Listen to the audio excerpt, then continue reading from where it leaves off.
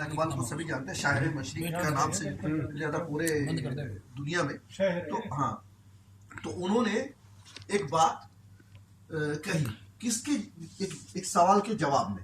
ایک بہت معتبر مولانا تھے اور انہوں نے بہت تقریر کی وہاں پر، وہ محفل میں موجود تھے اور انہوں نے بہتوں سے بہت کچھ تقریر کے بعد پوچھا اور پھر اس کے بعد سوال مخاطب کر کے علامہ اقبال سے پوچھ بیٹھے وہ کہ علامہ اقبال تو نے سمجھا میری باتوں کو، میں کیا کہنا چاہتا ہوں؟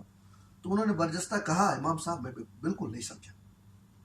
وہ عالم ہے، وہ مفکر ہے، وہ فلسفر ہے، وہ شاعر نہیں ہے. سر شاعری جب سیکھی تھی تو ایک شاعر کو ایک آلہ کی طرح استعمال کیا، ایک میڈیا کی طرح استعمال کیا. اس میں اپنے قرآن اور حدیث کو پیش کر کے تہجد کا نماز پڑھتے تھے، فجر کا نماز پڑھتے تھے، اس کے بعد سے لکھتے تھے قرآن اور حدیث کو. تو انہوں نے کیا جواب دیا؟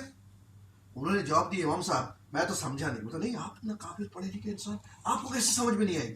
وہ تو اگر میں سمجھوں کہ سمجھا ہے تو اب تک ہمارے 4 امام ہیں تو ہمارے 40 بھی کم پڑیں گے. کیا کہا انہوں نے؟ اب تک ہمارے 4 امام ہیں، اگر اس طرح میں سمجھنے لگوں تو 40 بھی کم پڑیں گے. وہی دور آ گیا کہ ہم 4 پہ اتفاق. ہم کو سمجھنا چاہیے جب حضرت امام صافی رحمۃ اللہ علیہ اور امام حنفی رحمۃ اللہ علیہ دونوں میں تھوڑا متضاد زیادہ ہے کچھ باتوں کو لے کر. تو ایک مرتبہ ان کے سارے لوگ جو مقتدی تھے ان کے ماننے والے آئے.